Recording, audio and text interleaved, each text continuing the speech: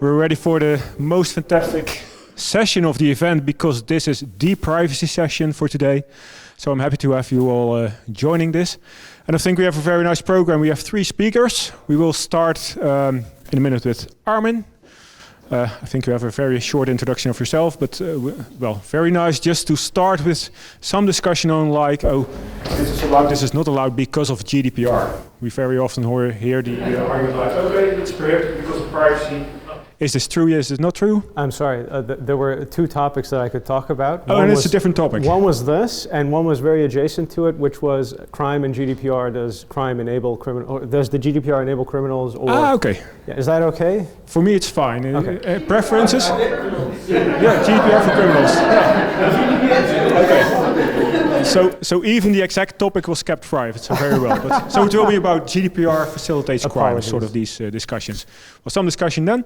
Then towards technology, the step, and we have Langenkamp from TNO, who will then take us to an overview, some of these about privacy-enhancing technologies, developments there, and then ultimately we are going to show that it's really working in practice as well, because we have Roderick Huizing from the Dutch Gambling Authority, and they have a register for people who have to opt out of gambling, and then you can register yourself, and having a registration with all data from people who don't want to gamble because they're vulnerable or potentially attracted too much, and all these things. That's very sensitive. But they have found a very nice solution how to build this in a privacy-preserving way.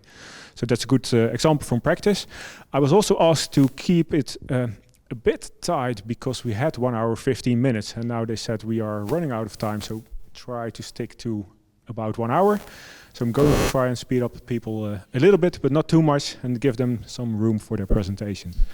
So start giving the floor to Armin. Welcome. Thank you. So first of all, thank you all for coming. My name is Armin Halilovic. The name might I'm Bosnian by descent. I've lived here for almost 30 years. I work for Capgemini as a senior cybersecurity and privacy consultant. Well, my thesis is, of course, about the GDPR. I've been listening to a lot of the information coming up from all the previous speakers, and well, I made some edits to my text. What I'm hoping for is that all of the stuff that I'm now going to convey to you is not stuff that's, as the previous speaker said in Dutch, that I'm not kicking in open doors. So that's one thing. The other thing is, usually I don't print out what I'm going to say because I usually do it without any paper. But I started this like weeks ago, like a month ago, and I just couldn't get it right. So eventually what I decided to do, I decided to write it out and then make a presentation on the basis of my text. So if you don't mind, I'm going to keep this with me here. So before we start with this, something I heard Katrina say today. She talked about social contract, for instance. There was also talk of the way I interpreted what was said was that there wasn't really a social discussion about the meaning of privacy. What we also heard was from, I think, John Eric, that people don't really care. And I think that is because they're not really involved with the question. The way I look at that, the way I look at how people are involved with privacy is there is really no public discourse. There is really no social discourse about privacy. There is really no conversation that we're having with each other because we don't have a frame. So John Eric, for instance, he talked about, he said, well, we're privacy nerds. For us, that stuff is just, the everyday stuff that we talk about. That is not the case for average citizens, right? So, one of the things that I saw, is there any benefit to the GDPR in this sense, in like an awareness campaign creating sense? Or is the GDPR just a sort of bureaucratic miasma, right, that we all kind of fall into and can't climb our way out of? Do people really understand the value of privacy as a very general, very central philosophical belief and a right? Something to think about in that context is, of course, when you talk to people about privacy, usually you all know, this sentence, this phrase that they have. I have nothing to hide. Exactly, I have nothing to hide. On the other hand, of course, and you all probably know this as well, people do value their privacy. You know, there's that, you know, question that you ask them then, well, can I have your bank account number then, or your bank card? And they all go, no. So there's a sort of, there's a friction there. There's a sort of paradox there, right? So do people see the value in privacy, and if not, how can we allow them to see that value? I'm working at the UWV at the moment. I have an assignment at the UWV. And one of my colleagues who's, he's involved with tracking down people who are defrauding the state in terms of like employment insurance, right? And at one point we were talking about this, this situation, this case, where the way that we got information was through the Koninklijke Marechaussee. What would the English version of that be? The military police or something like that? I'm looking at the, yeah? So, just looking for the right terms here, right? So, and it came from the military police, through the police, and it came to the UWV, so the, you know, the insurance, basically the government insurance thing for employment and labor. And they were all up in arms about this because it was a huge internal thing, like, can we use this? Because the reason that it was collected is not like the reason for which we're using that same information. Doelbinding, we'd say, right, in Dutch. And my answer was also, you know, after I got all the facts, my answer was also, no, we can't use it.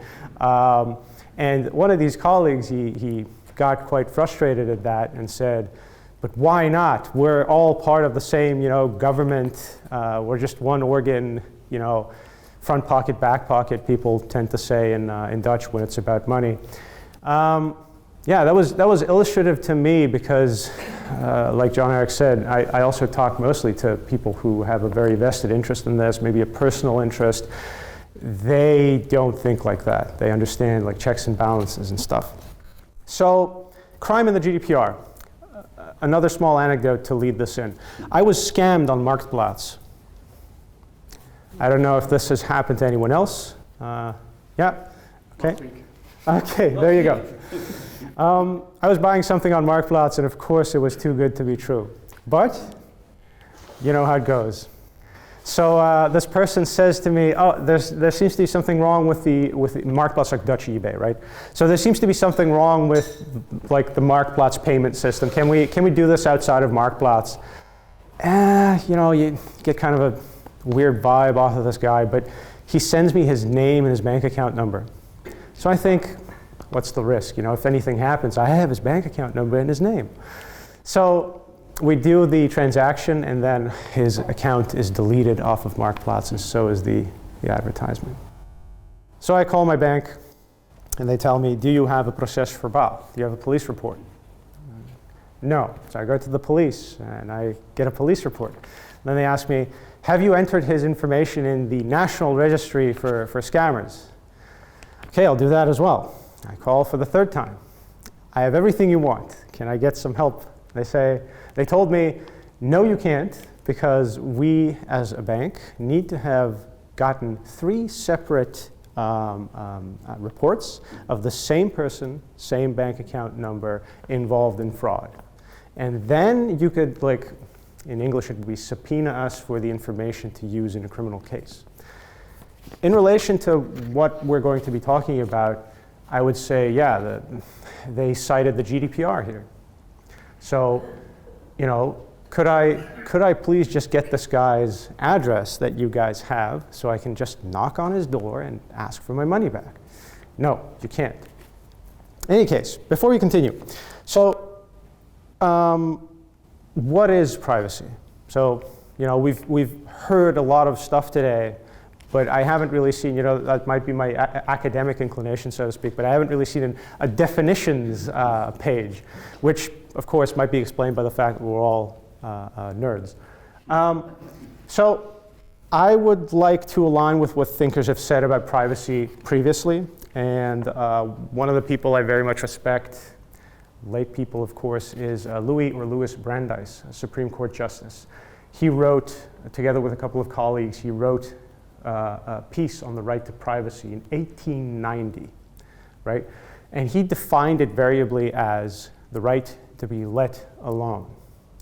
So I also very much appreciate the idea of the right to your own mind. We'll get into that a bit. So Brandeis did not just write about the right to privacy specifically. He wrote beautiful prose. I really suggest you guys read this article in the Harvard Law Review. It's this one. It's just beautiful. I like to write, and then I read stuff like this, and I just feel so stupid. Like it's like I'm struggling with words and playing with Legos, and this guy's just, it's beautiful. It's just beautiful prose. He describes, for instance, how the way that we protected privacy, the way that we protected property, started as a material thing, the stuff that you can hold in your own body. And then as civilization and society evolve and mature, the things that we start to protect are, of course, more and more intangible things like intellectual property, and then eventually like emotions and stuff. That's the evolution that he saw, and he saw us standing at this huge precipice that's, the article casts a shadow, so to speak. Another person that I very much like is Edward Snowden. I think you all know him from the NSA surveillance programs that he, divulged to us, right? He said something very interesting about privacy. He said, "It is the fountainhead of every other right." And that got me thinking. What he meant was very interesting to me. He said, what use is the right to freedom of speech to you if you don't have an exclusive right to your own mind? Like, what are you going to say?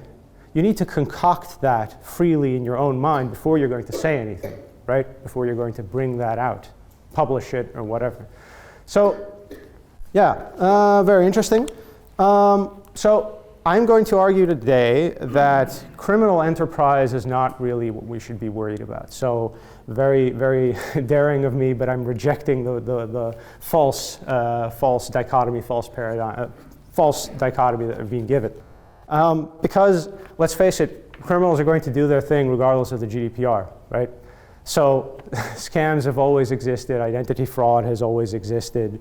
So criminal motivations are also quite simple. I mean, they're mostly about money through, you guys know the avenues, fraud and ransomware attacks and hacks. So that's my thesis statement. Take your time to read it. I'm just going through it now point by point. So does the GDPR hamper law enforcement? Yes, it does. Very simply. I mean, I gave you the anecdote about Marktplaats, the Dutch eBay. I was hampered, right? But so does every other civil right, right? So, for instance, the presumption of innocence, does it hamper law enforcement? Yes.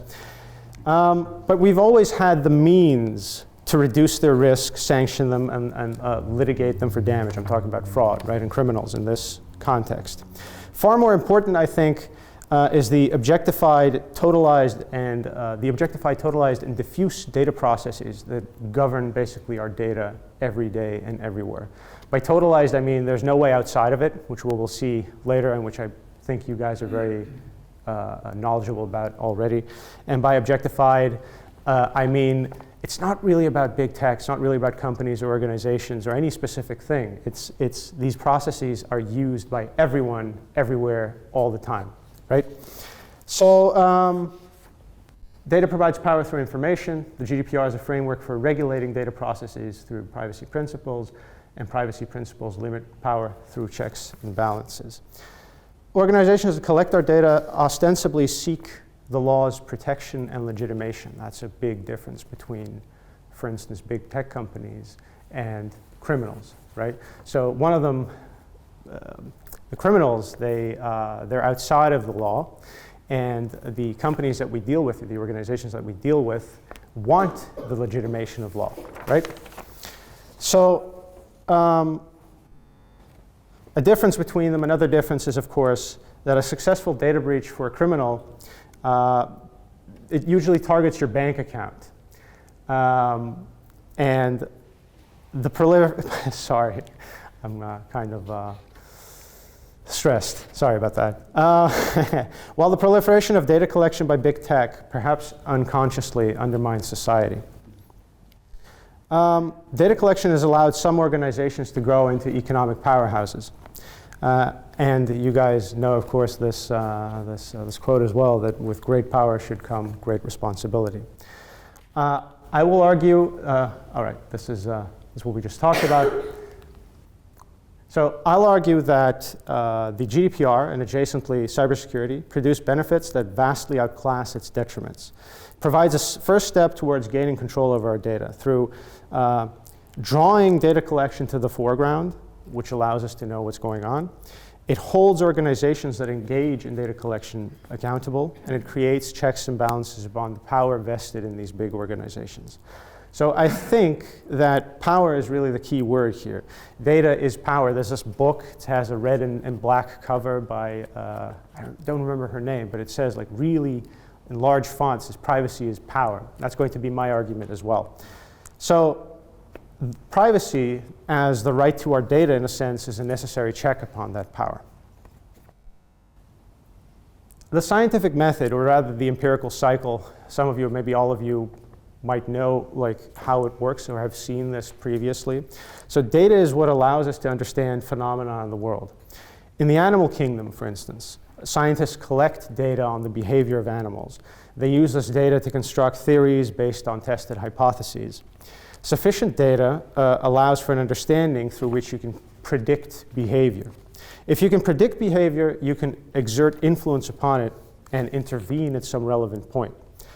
If the impulses for a certain behavior are known, then perhaps behavior can also be shaped. Data can undergird power vested in different entities. So, for instance, let's face it, criminal power generally, at least for us, there are exceptions to this, of course, but generally, criminal power is very circumstantial, right? Criminals tend to intervene at critical but quickly feeding moments, like at Marktplatz. And their goal is vulgar enrichment. Structural criminal enterprise can lead to social decay, definitely, but we punish such behavior and we pretty unanimously agree that it's, well, you know, immoral and illegitimate.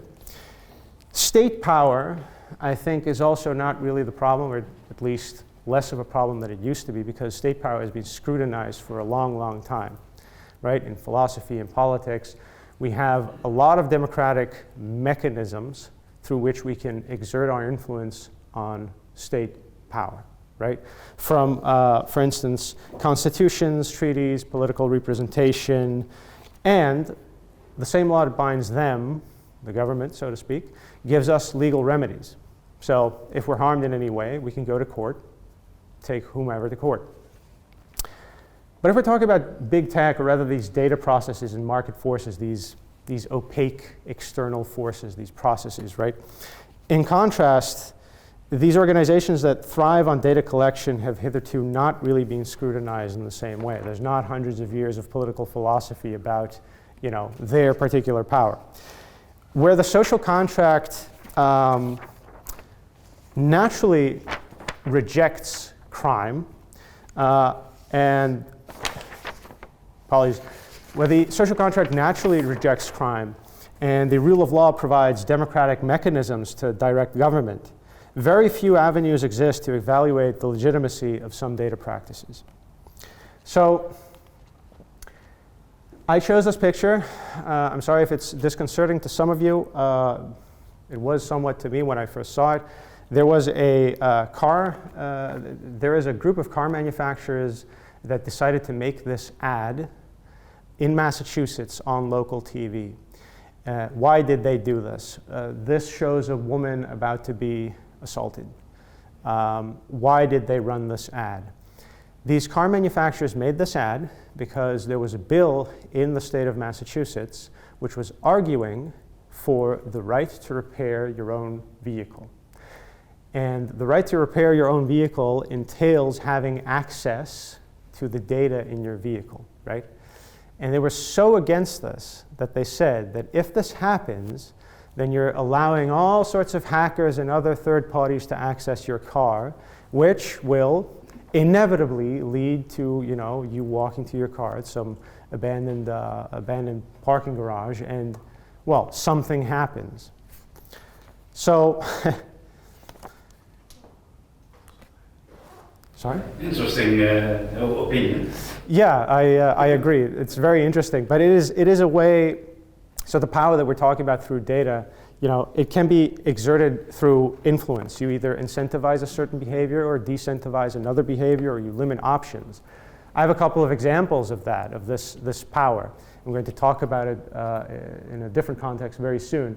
This is a patent that was given about 3 years ago. I'm not going to name the company, but what the patent entails is you're sitting at home and an ad comes up on your television screen and you have to stand up and yell company name.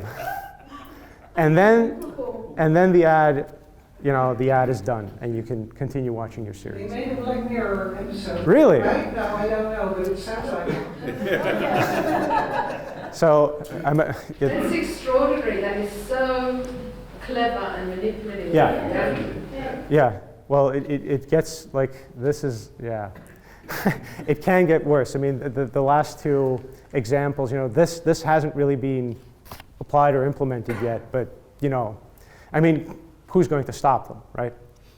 Also, I haven't seen any Black Mirror episodes. I'm sorry, I'm an X-Files guy, and I'm waiting for all of Black Mirror just to be over, and then I'll probably BitTorrent all of it in one go. And okay, so a certain printer company received media attention last year. You know what they did? Their printers are now always online. If you use a second-party or a third-party printing cartridge and you put that in that type of printer, it'll shut off. You can't print anymore. They have a service called Instant Ink Renewal or something like that. And if you cancel your subscription, you also can no longer print. This is in your home, right? Car manufacturers, I told you about the Massachusetts bill, right? But there's also something called telematics. Your car is consistently and continually collecting data from you and sending it, phoning it home, as it were. In-car purchases, what you listen to, what you say, where you are, et cetera, et cetera. There's even a car company, I don't know if you know about this, but you can pay a $15 or €15 monthly subscription to enable the seat warmers, which are enabled remotely. If you want to know which car manufacturer this is, BMW, but they cancelled it. They cancelled it. Oh, really? Yeah, Across the board, you don't have that anymore. Oh, really? So you need to resubscribe for that territory.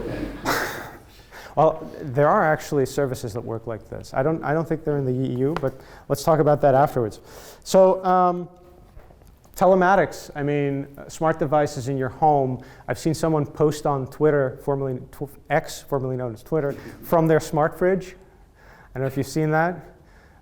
Yeah, so almost every device in your home is now connected to the internet and constantly and consistently send. Some of them you can't shut down. If you go for the cheap smart lighting, Yeah. the one that you buy from Action, Mhm. I mean, Philips Hue, you can just tell them not to talk to Philips.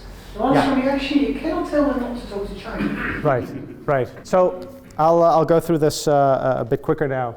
I'm going to focus on big tech as an example. I don't think big tech is the problem. I think we all use these data processes and they're just the best and the largest at it, right? This is just a point in time where these processes are very normal, just like using ChatGPT, right?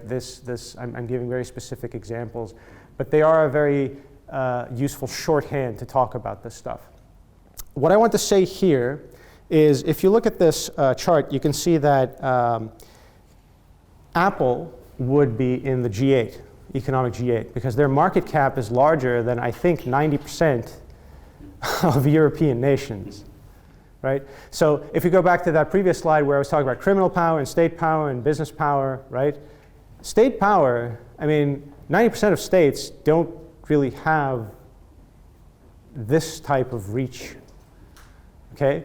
So, and these types of companies, for instance, Microsoft and Apple, et cetera, they play such an integral role to very, very, like today, basic stuff, basic infrastructure that we use every day. I mean, where would I be without PowerPoint, right? Can you leave this sphere? I don't think so. I've tried to to gather a couple of examples of where pretty much wherever you turn, you're confronted with the need to process your data in some way or another, which almost always entails, giving out more than you'd like to. So let me just finish this appeal to you all. Whatever you think of these practices, I'm not trying to morally appeal to you. I'm trying to give some sort of like practical appeal in light of everything that we've talked about. I'm trying to go through it a bit quicker now. The proliferation of unconstrained data collection violates home and hearth, as you've seen with the televisions and the printers and the devices and the fridges. It surveils the mind and undermines autonomy, as we've seen with, for instance, the NSA and Edward Snowden, et cetera, et cetera. And it also slowly erodes our control, because data is power, power is control, right? We've seen how animal behavior can be influenced. Scientists do it every day. I worked at the University of Leiden for 2 years, and I was able to see, look at, and experience these experiments every day. There were 700 studies each year just at the Faculty of Philosophy, the Institute of Psychology, sorry. The point is not really to incite contention on the finer points of this argument, but to establish common ground on checks and balances. I think this is the right way to talk to people about this. Not give them your opinion about privacy and tell them, oh, you're stupid for thinking you have nothing to hide. Don't you know that Edward Snowden said that if you think you have nothing to hide, and that's why you don't need privacy, that's the same as saying, I don't need the right to freedom of speech because I have nothing to say. If you get involved in these arguments, that usually doesn't work. But if you talk about very simple checks and balances, I think, and you give all of these examples that you just given about telematics, for instance, I think you can get people talking. I think this would be a good way. And I really think the GDPR is a first step towards better governance. I remember 5 years ago, I started doing privacy professionally. I told them, I was thinking very metaphorically. I said, the GDPR is our first arrow, in the quiver against these giant corporations that we otherwise would have absolutely nothing, no weapons, no shields, to engage with. I still believe that, though I don't use that metaphor anymore. The GDPR is part of a contract for the new world. It provides for us, at least, a way to legitimize our processes, gain more oversight over what we do, control our actions. Legitimate data collection fosters, of course, trust, credibility, which helps with everything you've heard the previous speakers talk about today. But every employer is also an employee. Every entrepreneur is also a consumer and a citizen. So by switching hats, we realize that regulation and transparency provide a necessary check to power that's very, very intimately linked with our lives today. By wresting control back over our data, we decide for ourselves what we want to share with the world. We cease to be merely objects of external forces influencing our behaviors and thoughts every day. Making room for all those delicate things that make us who we are. I had a couple of other arguments to show you how, for instance, the YouTube algorithm really does influence people's minds, and there was stuff about elections and stuff, but I'll keep that out of it for now. So I want to end this, 2 more paragraphs. I'm going to paraphrase Brandeis, who we started with, the Supreme Court Justice. He said something very interesting about the results of a lack of privacy, which appealed to me. He said, appealing to that weak side of human nature, it usurps the place of interest in brains capable of other things. No enthusiasm can flourish, no generous impulse can survive under its blighting influence. And you see an example of that prose I was talking about at the start. I thought it was very, very fitting. So, as I said, I believe the GDPR provides us with these necessary checks and balances. Transparency, oversight, accountability, and legal remedy are key words in the regulation of data processing. The GDPR empowers us with a social and legal foothold against unwarranted data processes. And where at first we were individuals pursuing damages for a civil wrong, we are now united in a common interest undergirded by the law. If this law presents obstacles for prosecuting criminals, that is an acceptable part of our new social contract. Thank you. Thank you, Armin, for this entertaining talk, I must say. Going back to Samuel Warren, who was the co-author with Louis Brandeis, by the way. Yeah, 1890. We all were there. Okay.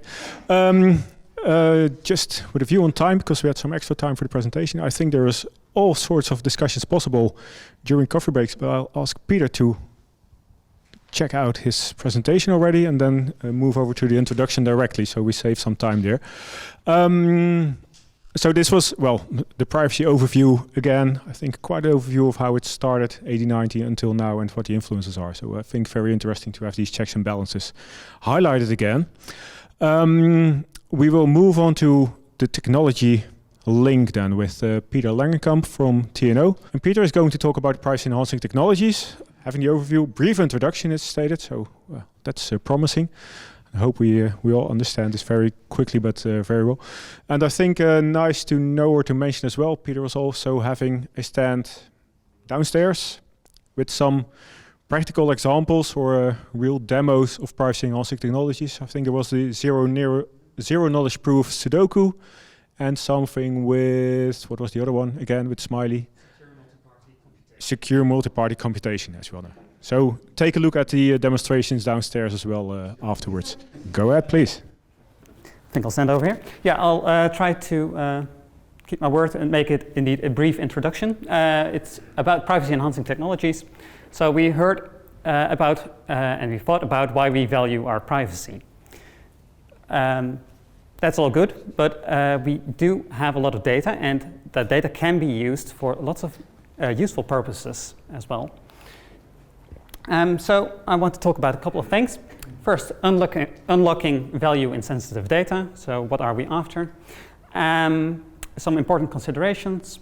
I'll probably skip over the third part, and then I'll give you a brief introduction on a couple of the technologies that make what I want to do work. So first of all, unlocking value in sensitive data. We all know many companies, many governments, they have lots of data on us. We've probably all heard about big data. So finding patterns in large data sets can be used for all kinds of purposes. As you can imagine, we've got lots of data on patients, for example, at health insurers, at hospitals. This data could be used to improve treatment. Similarly, we heard about problems with people receiving benefits or not receiving benefits that they might be entitled to.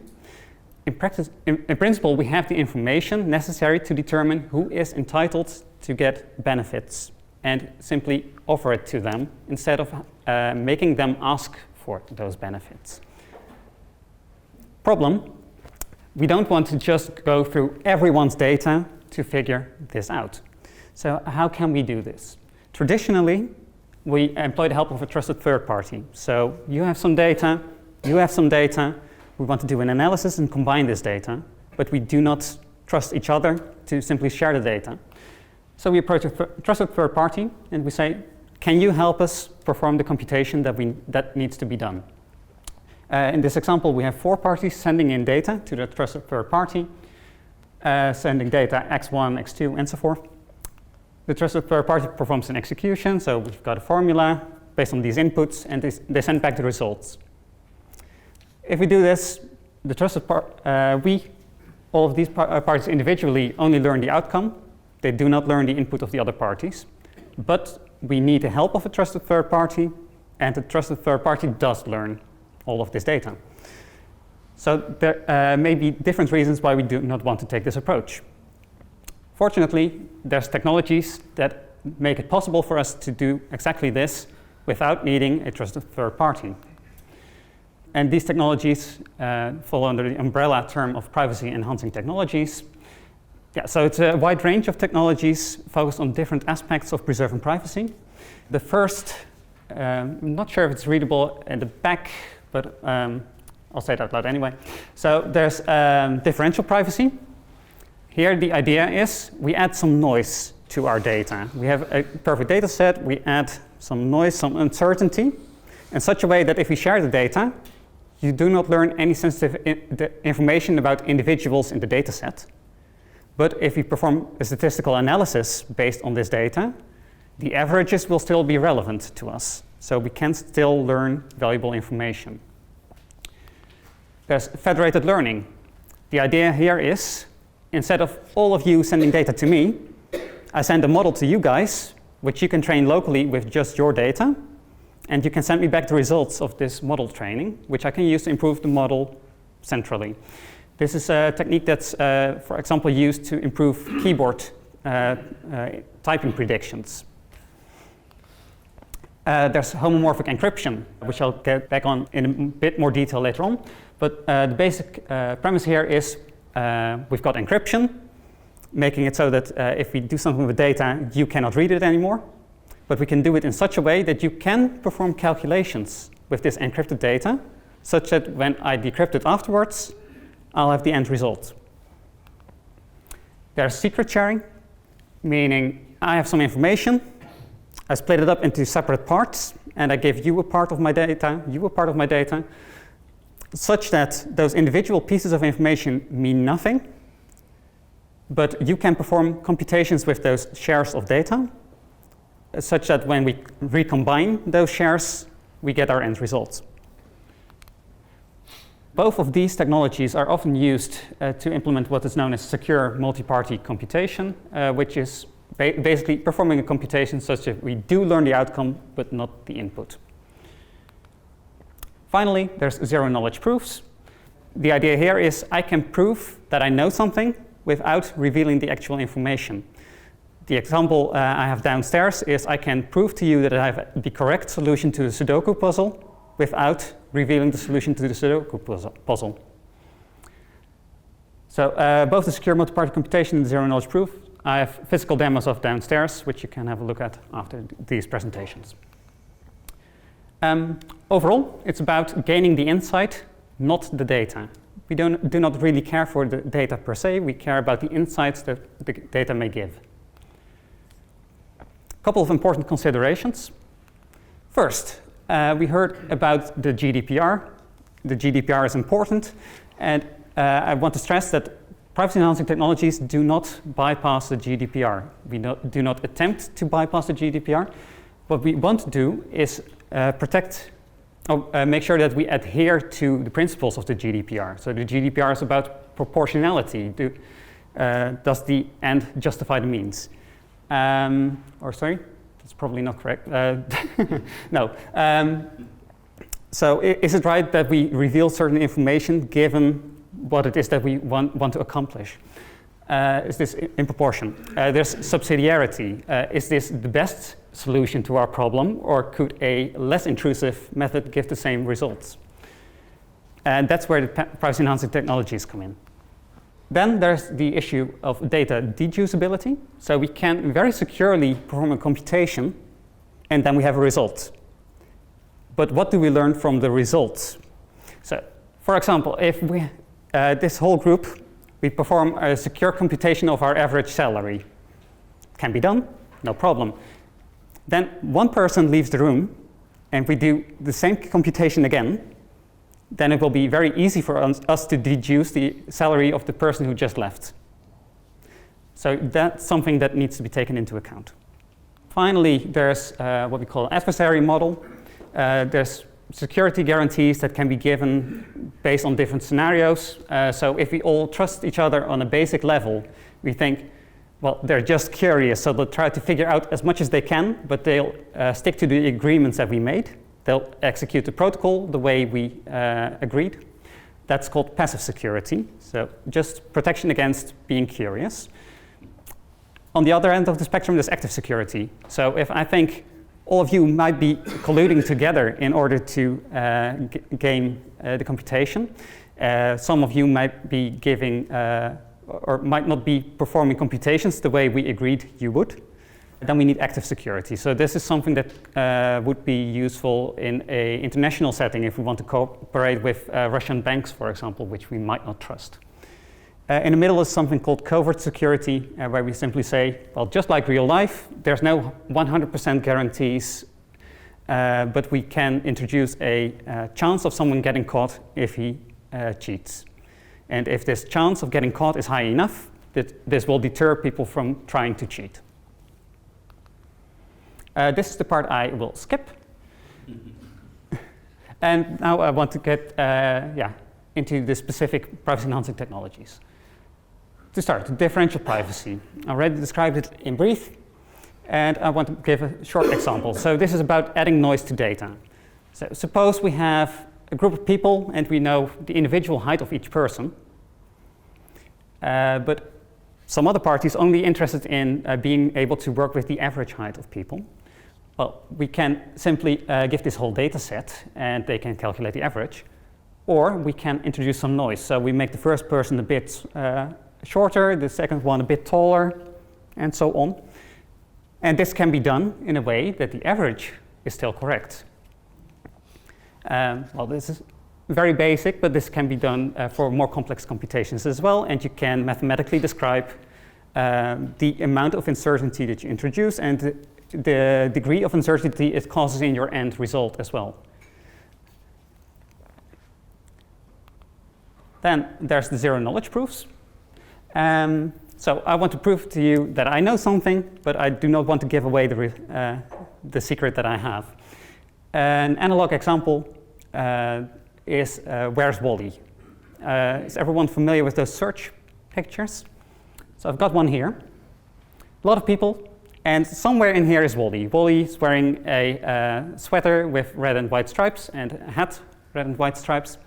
Somewhere over here. I know where Wally is. Maybe some of you have seen him, but I can prove to those who haven't that I know where Wally is without revealing his location.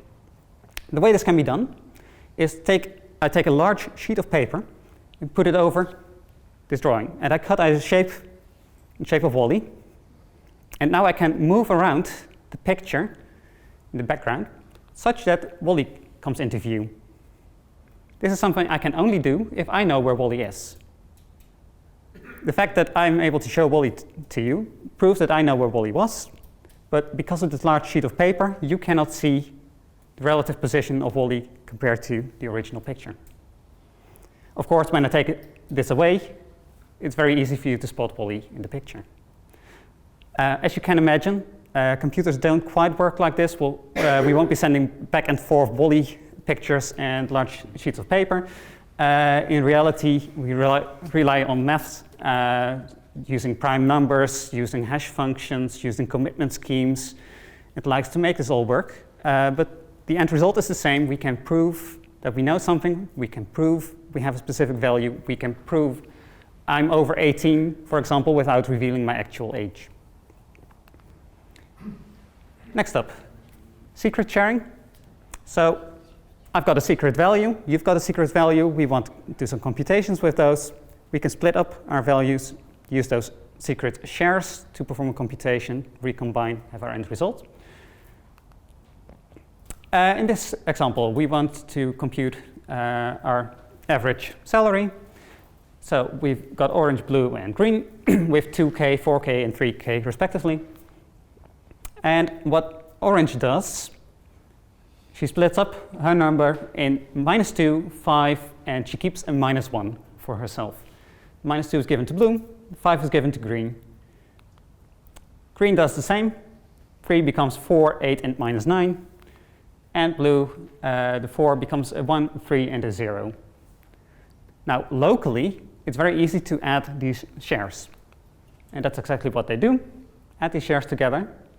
But this 8 and this -2 tells me nothing about the value of orange, nor does this 6. But once we recombine these values, we can add them together, and we know the total salary, which we can divide by 3 to get our average salary. Then there's homomorphic encryption. Is everyone familiar with public-private key encryption? Okay, great, because that's oftentimes used for homomorphic encryption as well. Basic idea is we have a public and a private key. The public key is represented by a lock, and the private key is represented by the yellow key. The idea here is orange has this private public key combination, and she sends a public key to blue and a public key to green. They can use these public keys to encrypt information such that orange will later on be able to decrypt the information. But here we'll also be using another property of homomorphic encryption, and that is we can perform computations with the data while it's in encrypted form.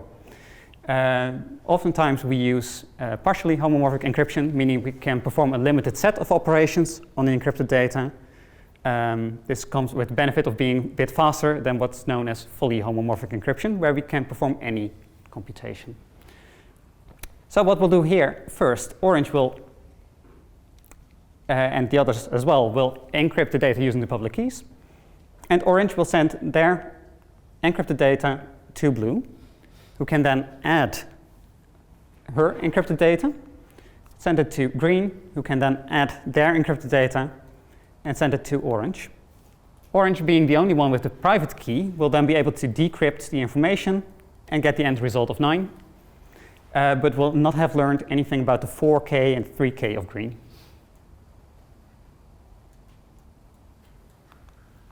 And like I promised, brief. Thank you, Peter.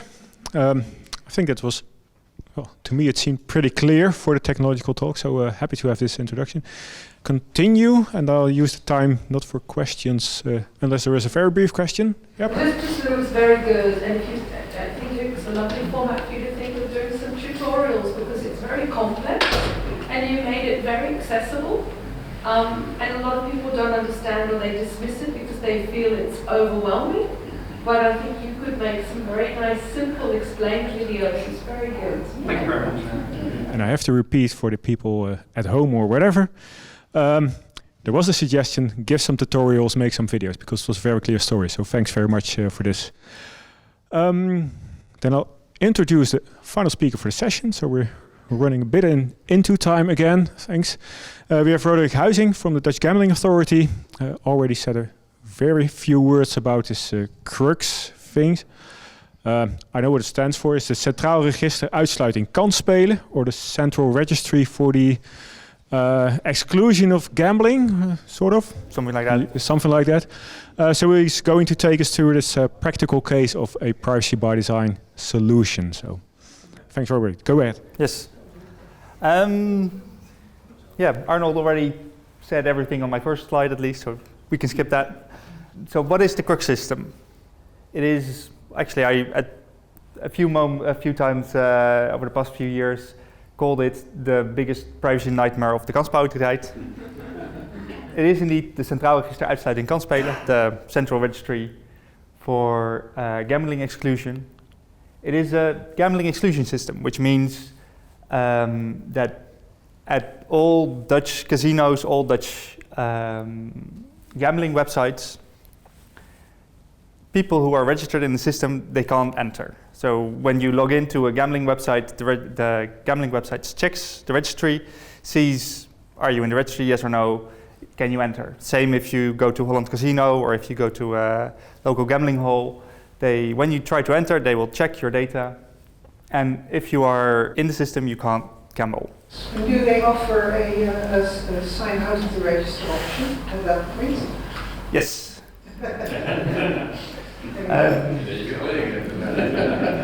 Yeah, it's the system is about 3 years old now. It came online with the new gambling regulations that went into effect then, which most people noticed in the Netherlands because of all the gambling commercials you saw. This was the slightly less known effect of those regulations as well.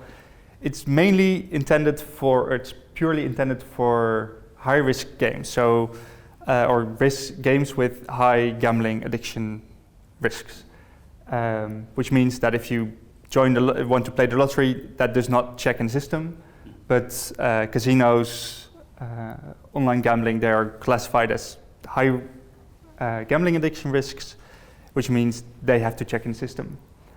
It is mainly a self-exclusion system, which means that most people in the system are there because they want to be in it, or because a spouse really advised them to enter into the system. But the spouse cannot do it for? Other people can request people to be entered into the system. When you do, you have to go through a whole proof session where you have to show that someone is actually gambling addicted and that you have an interest in the person you're trying to include in the registry. It means that less than 0.1% of all people in the system are entered into the system by someone else. How many people are in the system? About 60,000. 60,000. Oh, that's yes. The law specifies minimum duration you are in the system, which is 6 months. So, to come back to your question, the first 6 months you are in the system, you can't get out of it. You enter the system, you're there. The maximum is 100 years. The reason for that is mainly because we have a drop-down where you have to select how long you want to be in the system. More than 100 was not practical. And since you can only get into the system over 18, we took a chance of, we'd be good. The average duration is about 15 years of people in the system. If you want to get out of the system once you're in, after 6 months, you can just send us a request saying, I want to leave the system, and you get taken out of the system again. We have a nice website where people can register. It's nothing too exciting. You log in using your DigiD with two-factor authentication, so either the app or with your driver's license or ID card. You can just say, I want to register for a certain amount of time. Most people actually pick an interesting date when they turn 75 or I've seen a few requests for people to register. I'm guessing they have like a wedding date or so. They usually go for the option which is hidden right down there, which is pick a date, just because they like picking a nice date. If you don't want to use the website, we also have a paper form you can use. You just send it in and we process it that way. We also have an API, which is the other side of the system, which is used by the casinos, both online and offline variants, where they send us the credentials of a person who wants to get in. So they send the information Roderick Huizing wants to enter into our casino. We do a check, seeing do we know this person, yes or no, and we tell them, yes, this person can enter, or no, he cannot. So the request from the casino is without BSN number? I'll get to that. So what actually is the problem with the system? From a privacy perspective, that is. Because we have a nice body of legislation which prescribes what we can and can't do, how we should handle everything. The personal details, we have BSN, first name, last name, date of birth, place of birth. They are not really that interesting in terms of privacy data. I mean, in terms of what you can know about somebody, first name, last name, date of birth. BSN you have to be a bit careful with, but as long as you have a strong legal foundation, you're good. The only problem is that most people who are in the system registered because they either think they have a gambling addiction or run the risk of having a gambling addiction, which sort of makes this medical data. As in, the fact that we have a last name doesn't mean much, but the fact that it is in our system is a strong indicator of this person has a medical condition, which makes it very sensitive data. Second is the number of people in the system.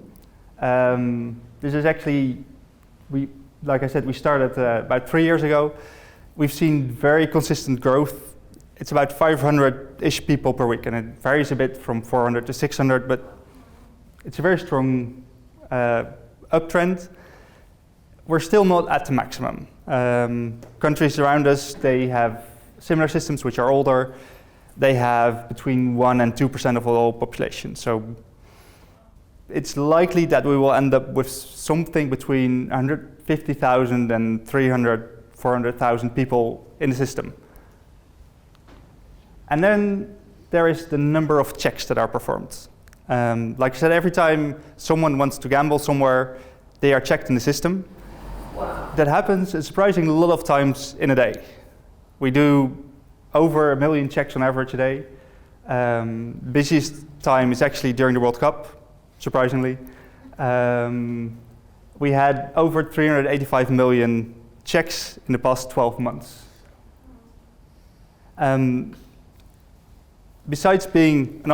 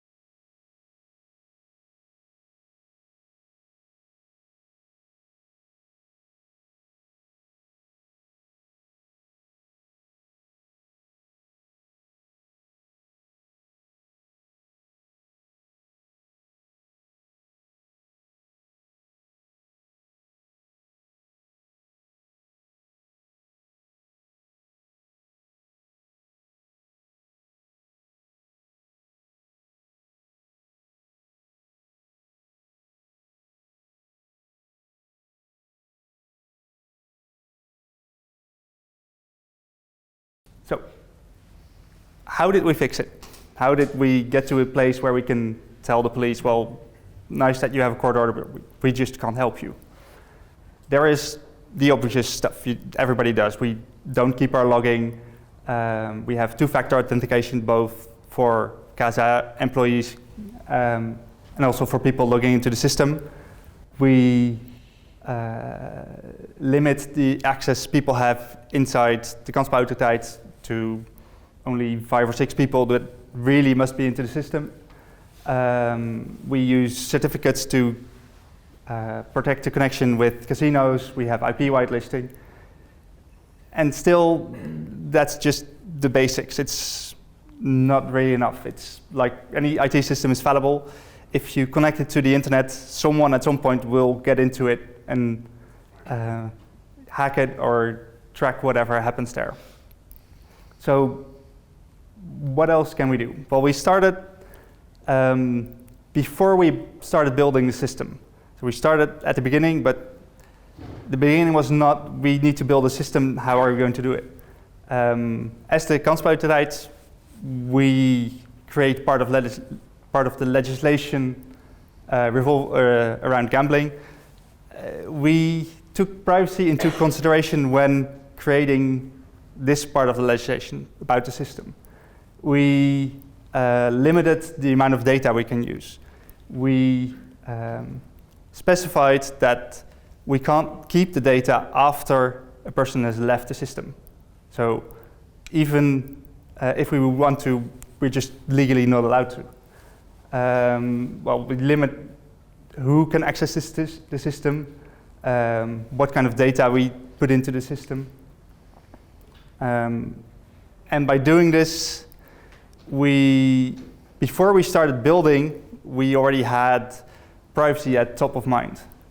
If you go look on the website of the AP, the Autoriteit Persoonsgegevens, you can actually find a few recommendations they made about the system. They had their own doubts before we started building as well.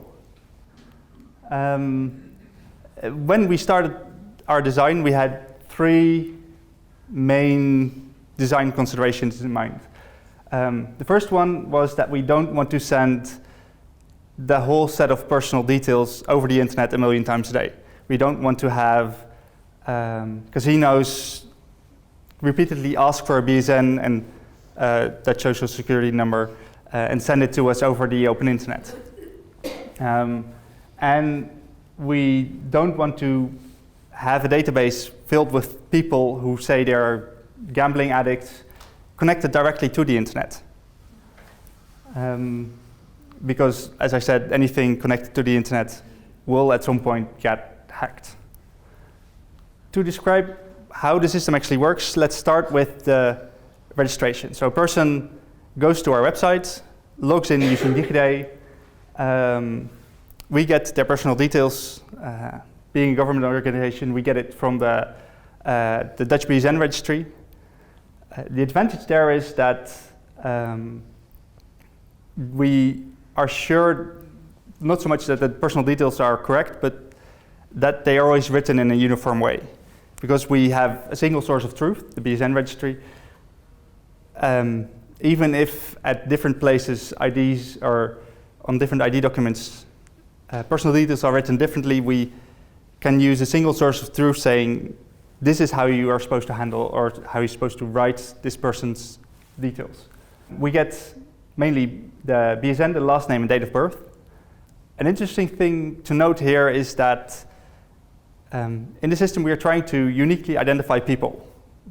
Normally a BSN would be enough for that, since a BSN is always unique. However, in the next steps of the system, encrypting only a BSN would be useless. There is about 90 million combinations of BSNs. You can encrypt that all you want, but as long as people know that they have to find a number, and one of 90 million numbers, it's fairly easy to get to that number just by throwing computing power at it. 90 million combinations is not a lot. The same with the combination BSN last name, by the way, because there is an awful lot of very common last names. So if you know it has to be a BSN and it has to be a last name, just throw more computing power at it. So you say encrypting, do you mean hashing here? Yes. No, not an IT person. A hash always results in the same value, whereas encryption typically results in a random value, different every time. Yes, indeed. We hash them. Thank you. We hash the combination of personal details. We do it in such a way that, we always get the same value. We can't extract the personal details from the hash anymore. Once a person has registered, we store the hash we get in a separate database. On the separate database is located on a separate server, which is the only part which can be queried from the internet. This results in, if we go to the design considerations, the last part, we don't want a database connected to the internet with personal details. Yes, a hash still qualifies as a personal detail. However, it's a list of hashes which we can't calculate back to the personal details. The risk of these hashes getting out in the open is fairly minimal. Then the other part of the system. We have a system which now has a database full of hashes of people who are registered in the system, which will be queried by the casinos. The first time they do this, they send us the same personal details. So they send us a BSN, last name, and a date of birth. We check those in the BSN registry to see, are they correct, yes or no? If there's any specific diacritics or details that are incorrect, we can correct them there. We create a hash in the same way as we did for people registering in the system. We then check, does this hash live in our database, yes or no? If it is in there, it means the person is registered, they can't gamble. If it's not in there, the person can play. However, we don't want to share these internal hashes with external companies. The problem is, if you gather enough of them, you still have a whole list of everybody who gambles in the Netherlands. We only have about 60,000 in our system. If you gather all of them across all gambling companies, you can still start figuring out who's who. Therefore, we then encrypt these per casino. Each time a casino checks the personal details, we hash them, we then encrypt the hash and send this to the specific casino. The encryption is casino dependent, which means that if two different casinos check the same person, they will get a different value. It's also time dependent, which means that if the same casino checks the same person 2 times in a row, then they will get 2 different values. The reason we use a two-way encryption here is that if a check is performed, we can see is the code we send out or we received, is that an actual code we gave out or not, without knowing what the original value was. We can just... But this means that the casino sort of store that pseudonym identifier with the customer data? Yes. Okay. We send an answer to the casino saying you can play or not, and then we include this personal identifier, this code, with the answer we give to casinos. And then in a follow-up check, all they have to do is send us the code. So they don't have to send us any other personal details anymore. We then decrypt the personal code. We get our hash. We can see, are they in our system, yes or no? And then we can, based on the code, we can answer, can this person play, yes or no? So we went from, we need to have casinos send us BSNs and personal data to, they do it once to verify that the person exists, to create the hash. And then after that, they can just keep sending us codes. Because we don't store the values of these codes, we can only say, well, we know this code was given out, yes or no. We know this code is in our system, yes or no. But we don't actually know who the code belongs to. And then, like I said, the code can just be used with follow-up checks. It works really well, in general. However, with 380 million checks a year, stuff goes wrong here and there. The two main issues we have is, the first is in the encryption of the hashing, the one-way hashing of the personal data. A problem there is we can't fix the hash if something goes wrong. If a casino has sent us incorrect data, which happens for foreign people, they are not in the Dutch BSN registry, they can still get checked. We then don't use the BSN, a slightly different set of data, but we can't check, is this data correct, yes or no? If someone makes a typing error, they get an incorrect hash, we can't correct that anymore. So once you have the incorrect hash, you get stuck with that. If you then register in the system, you will never be found. The other is that we didn't include an end date on our crux codes, which is very customer friendly, very nice. The problem is that once a problem is in the system, you can't get it out anymore. So if you are in the first category, if something went wrong with creating your original hash, you are stuck with that indefinitely until you actually report yourself to a casino saying, well, you're allowing me to enter while I'm in the system, what went wrong? Other than that, the code... That's one end. How many false positives do you have? Where people say, but I'm never objected to being allowed to gamble, please get me out. Because you can't solve that one either.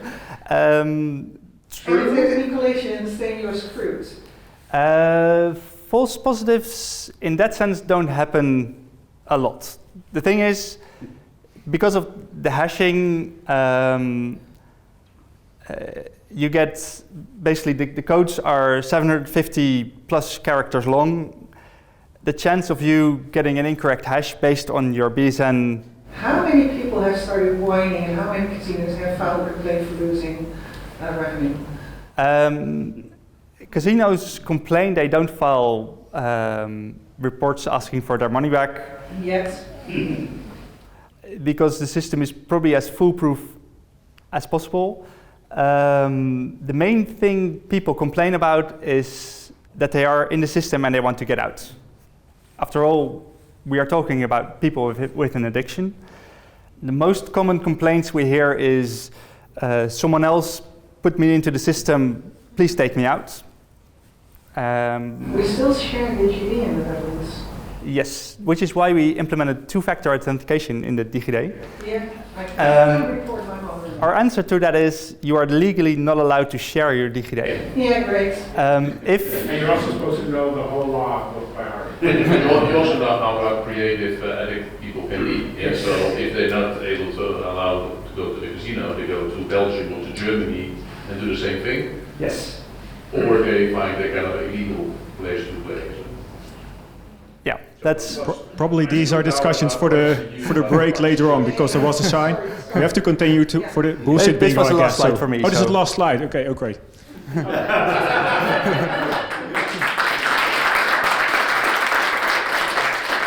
I kept it on time. It was perfect, but I got a sign like, okay, we have to wrap up indeed. So thanks everyone for attending the session. I think we had 3 very nice presentations, so I hope you enjoyed, and see you next time. Thanks so much.